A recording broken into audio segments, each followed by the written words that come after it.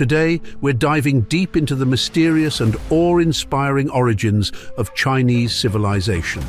Picture this, a time when dragons roamed the skies, ancient cities flourished along mighty rivers, and legends were born. Sounds captivating, right? Well, stick around, because what we uncover today will blow your mind. Have you ever wondered how one of the world's oldest continuous civilizations began? Where did the story of China really start?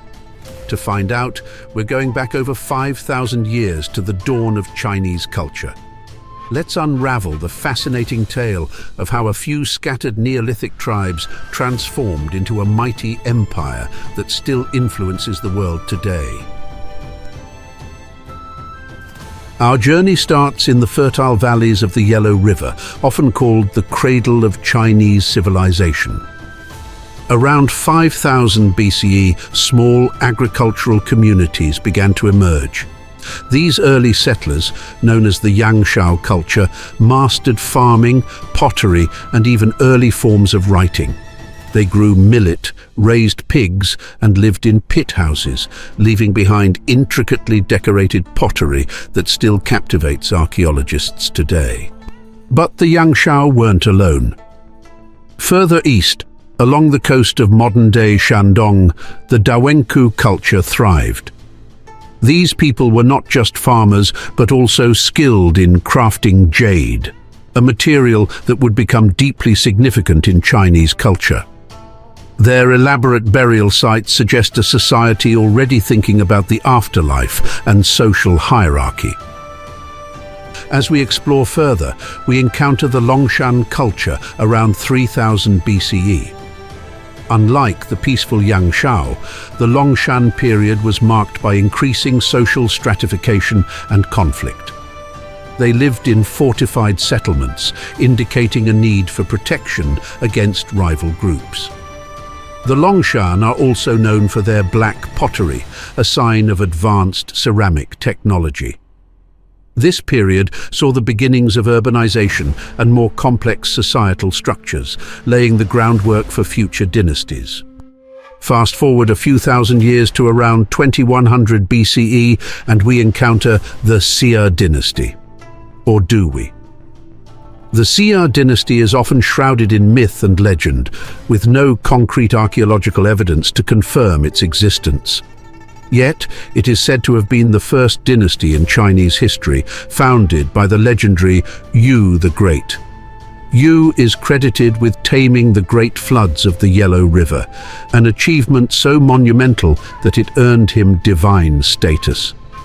Was Yu a real figure, or just a mythical hero?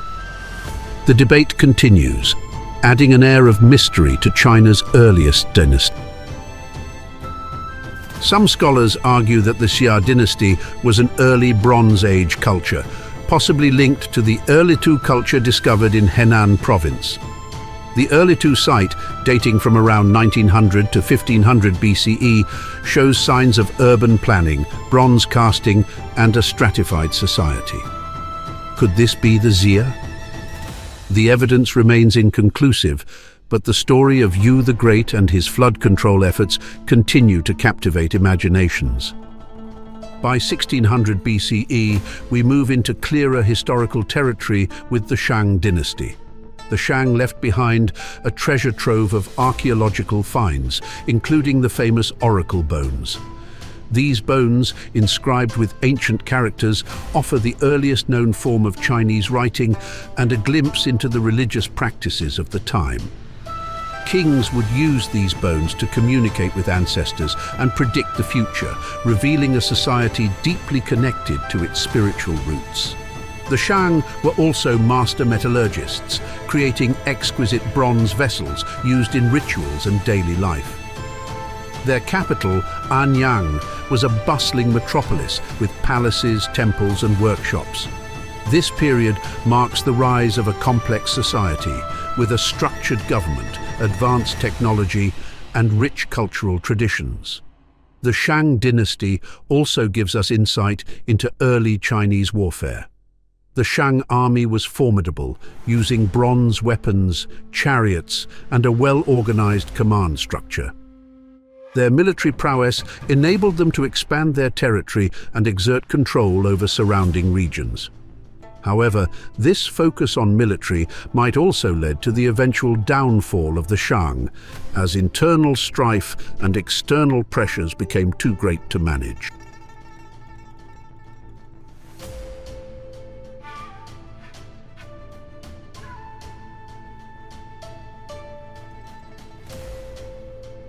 As the Shang dynasty fell around 1046 BCE, the Zhou dynasty rose to power, introducing the concept of the Mandate of Heaven.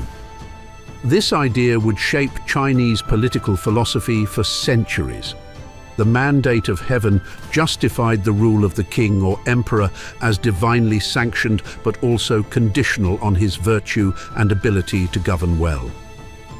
If a ruler became despotic or the kingdom fell into chaos, it was believed that he had lost the mandate, justifying rebellion and the rise of a new leader. The Zhou era also saw the compilation of significant texts like the I Ching and the establishment of Confucianism and Taoism, philosophies that would profoundly influence Chinese culture and society. The Western Zhou period, 1046–771 BCE, was marked by relative stability and the expansion of Chinese culture. The Zhou kings ruled from their capital in Haojing, near modern Xi'an, and their influence extended through a feudal system that granted land to loyal nobles in exchange for military service and support. This system helped maintain order and control over a vast territory, but it also sowed the seeds for future conflict as regional lords gained power. The stability of the Western Zhou eventually gave way to the Spring and Autumn period, 770–476 BCE, a time of political fragmentation and social change. Named after the Spring and Autumn Annals, a historical record attributed to Confucius, this era saw the rise of numerous small states vying for power. The Zhou kings were reduced to figureheads, while regional warlords, or hegemon, competed for dominance.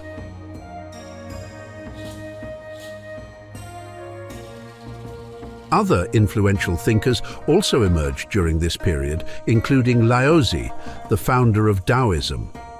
Taoism, with its emphasis on living in harmony with the Tao, the Way, offered a contrasting perspective to Confucianism. Together, these philosophies provided a rich tapestry of ideas that would shape Chinese culture for millennia.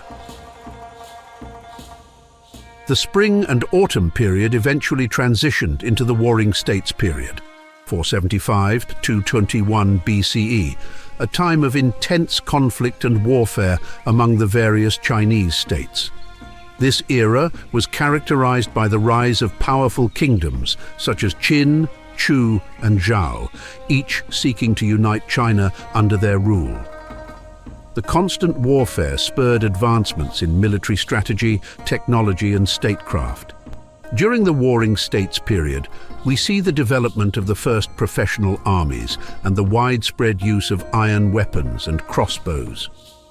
The famous military treatise, The Art of War, by Sun Tzu, written during this time, offers timeless insights into strategy, leadership, and warfare. And then came the unification of China under the Qin dynasty in 221 BCE. Qin Shi Huang, the first emperor, is a figure of grand ambition and ruthless efficiency. He standardized weights, measures, and even the writing system, centralizing the bureaucracy and laying the foundations for a unified Chinese state. But he is perhaps best known for the construction of the Great Wall and his own mausoleum guarded by the Terracotta Army, an eternal testament to his quest for immortality and power. Qin Shi Huang's reign was marked by significant achievements, but also by brutal repression. He implemented sweeping reforms to consolidate power, including the abolition of the feudal system and the division of China into administrative districts governed by appointed officials. This centralization allowed for greater control and coordination, but also led to widespread discontent among the populace. One of the most ambitious projects of the Qin dynasty was the construction of the Great Wall. This massive defensive structure was built to protect against nomadic invaders from the north and involved the labor of hundreds of thousands of workers. The Great Wall stands as a testament to the organizational capabilities of the Qin state and the lengths to which Qin Shi Huang would go to secure his empire. However, Qin Shi Huang's oppressive policies, including heavy taxation and forced labor, sparked widespread unrest. After his death in 210 BCE, the Qin dynasty quickly collapsed, lasting only 15 years. Despite its short duration, the Qin dynasty's legacy endured, setting the stage for the Han dynasty and the future of a unified China. Following the fall of the Qin, the Han dynasty emerged in 206 BCE, ushering in a golden age of Chinese civilization. The Han dynasty, founded by Liu Bang, Emperor Gaozu, expanded and consolidated the centralized imperial system established by the Qin. The Han dynasty lasted for over 4 centuries, with only a brief interruption, and is often considered one of China's most influential and enduring dynasties. Under the Han, China experienced a period of relative peace, economic prosperity, and cultural flourishing. The Silk Road trade routes were established, connecting China with the West and facilitating the exchange of goods, ideas, and technologies. Han society was marked by significant advancements in science, technology, medicine, and literature. Confucianism was institutionalized as the official state ideology, influencing government policies and education. The Han civil service system, based on Confucian principles, sought to create a meritocratic bureaucracy where officials were selected based on their knowledge and abilities rather than their noble birth. This system would become a hallmark of Chinese governance for centuries to come. One of the most notable achievements of the Han dynasty was the invention of paper. This revolutionary material, made from plant fibers, transformed communication and record-keeping, making it easier to disseminate knowledge and preserve information. The Han also made significant strides in astronomy, mathematics, and engineering, laying the groundwork for future scientific advancements. Despite these accomplishments, the Han dynasty faced internal challenges, including corruption, court intrigue, and peasant uprisings. The most famous of these was the Yellow Turban Rebellion, 184–205 CE, a massive peasant revolt fueled by economic hardship and discontent with the ruling elite. While the rebellion was eventually suppressed, it weakened the Han government and contributed to the dynasty's eventual decline. The fall of the Han dynasty in 220 CE led to the tumultuous Three Kingdoms period, a time of fragmentation and conflict among rival warlords. This era, immortalized in the historical novel Romance of the Three Kingdoms, saw the rise of 3 competing states, Wei, Shu, and Wu. The Three Kingdoms period was marked by intense warfare, shifting alliances, and heroic figures such as Liu Bei, Cao Cao, and Sun Quan. Despite the chaos, this period also saw cultural and technological advancements. The spread of Buddhism, introduced to China during the Han dynasty, continued to gain followers and influence Chinese thought and art. Additionally, the use of gunpowder in warfare began to emerge, foreshadowing future military innovations. The Three Kingdoms period eventually gave way to the Jin dynasty, 265–420 CE, which briefly reunified China. However, the reunification was short-lived, and China entered a prolonged period of fragmentation known as the 16 Kingdoms, 304–439 CE, and the Southern and Northern Dynasties, 420–589 CE. Despite the political instability, these centuries were marked by significant cultural and technological developments, including the refinement of porcelain and advances in hydraulic engineering. The Sui dynasty, 581–618 CE, eventually succeeded in reuniting China, laying the groundwork for the golden age of the Tang dynasty, 618–907 CE.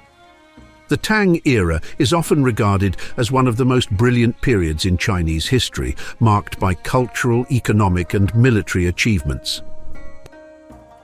The Tang capital, Chang'an, modern Xi'an, was one of the largest and most cosmopolitan cities in the world, attracting merchants, scholars, and diplomats from across Asia and beyond. The Tang dynasty saw the flourishing of literature, art, and poetry, with figures such as Li Bai and Du Fu producing works that are still celebrated today. The Tang also expanded China's borders through military campaigns and diplomatic relations, extending their influence into Central Asia, Korea, and Japan. The Silk Road continued to thrive, facilitating the exchange of goods and ideas between East and West. Buddhism reached its peak during the Tang dynasty, with the construction of grand temples and the translation of Buddhist texts. The Tang government supported the spread of Buddhism while also promoting Confucian and Taoist values, creating a rich tapestry of religious and philosophical thought. Despite these accomplishments, the Tang dynasty faced challenges, including internal strife, corruption, and rebellion. The An Lushan Rebellion, 755–763 CE, led by a disgruntled general, dealt a severe blow to the Tang government and weakened its control over the empire. The dynasty eventually declined, leading to a period of fragmentation known as the Five Dynasties and Ten Kingdoms, 907–960 CE. The Song dynasty, 960–1279 CE, emerged from this period of disunity, ushering in an era of remarkable innovation and cultural achievement. The Song dynasty is known for its advancements in science, technology, and the arts. The invention of movable type printing revolutionized the production of books and the spread of knowledge, while innovations such as gunpowder, the compass, and advanced shipbuilding techniques transformed Chinese society and its interactions with the wider world. Economically, the Song dynasty experienced significant growth, with the expansion of trade, the development of a market economy, and the rise of powerful merchant class. The use of paper money facilitated commerce and contributed to the prosperity of cities such as Kaifeng and Hangzhou. Culturally, the Song dynasty saw the flourishing of painting, calligraphy, and poetry. The Song court supported the arts, and scholars and artists produced works that reflected the sophistication and elegance of the time. Landscape painting, in particular, reached new heights, capturing the beauty and harmony of nature with intricate detail and subtlety. However, the Song dynasty also faced external threats, particularly from the nomadic tribes to the north. The Jurchen Jin dynasty and later the Mongol Empire posed significant challenges to the Song rulers. Despite their military innovations, the Song struggled to defend their borders, leading to the eventual conquest of the dynasty by the Mongols in 1279. The Yuan dynasty, 1271–1368 CE, established by Kublai Khan, marked the first time China was ruled by a non-Han Chinese dynasty. The Mongol rulers adopted many aspects of Chinese culture and governance, blending their own traditions with those of the conquered people. This period saw the integration of China into the vast Mongol Empire, facilitating trade and cultural exchange across Eurasia. The Yuan dynasty was marked by significant achievements, including the completion of the Grand Canal and the promotion of science, technology, and the arts.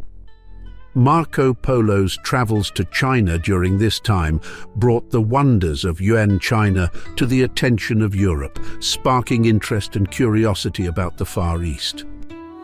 However, the Mongol rule also faced challenges, including internal strife, natural disasters, and widespread discontent among the Chinese population. The harsh policies of the Yuan rulers, combined with economic difficulties, led to a series of rebellions and uprisings.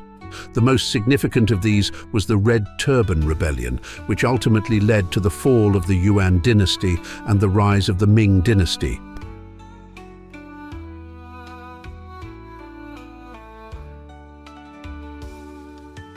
The Ming dynasty, 1368–1644 CE, sought to restore Chinese rule and traditions after the period of Mongol dominance.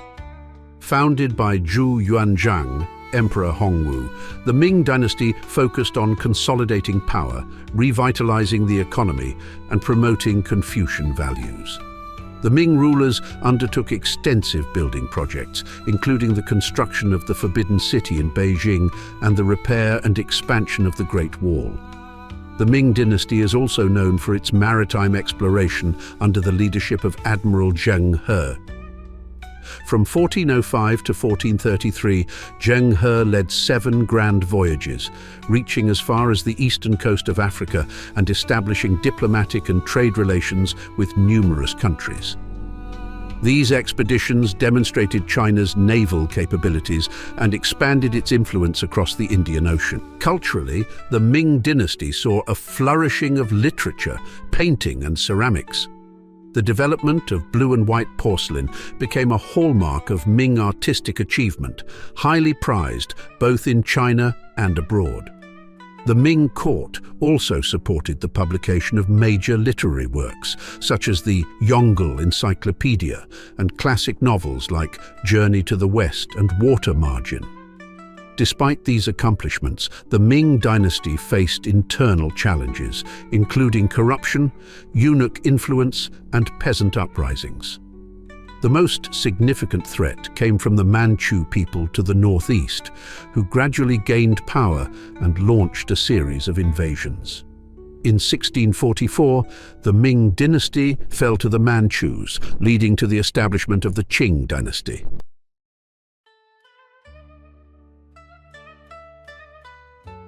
The Qing dynasty, 1644–1912 CE, founded by the Manchus, was the last imperial dynasty of China. The Qing rulers adopted many aspects of Chinese culture and governance, while also maintaining their own distinct identity. The early Qing emperors, such as Kangxi and Qianlong, presided over a period of prosperity, territorial expansion, and cultural flourishing. Under Qing rule, China expanded its borders to include Tibet, Xinjiang, Mongolia, and Taiwan, creating a multi-ethnic empire. The Qing government promoted economic growth, agricultural development, and the arts, leading to a vibrant and dynamic society. However, the Qing dynasty also faced significant challenges, including internal rebellions, foreign invasions, and economic difficulties. The Opium Wars with Britain, the Taiping Rebellion, and the Boxer Rebellion exposed the weaknesses of the Qing state and highlighted the pressures of modernization and foreign influence. The late Qing period saw efforts to reform and modernize China, including the self-strengthening movement and the 100 Days Reform.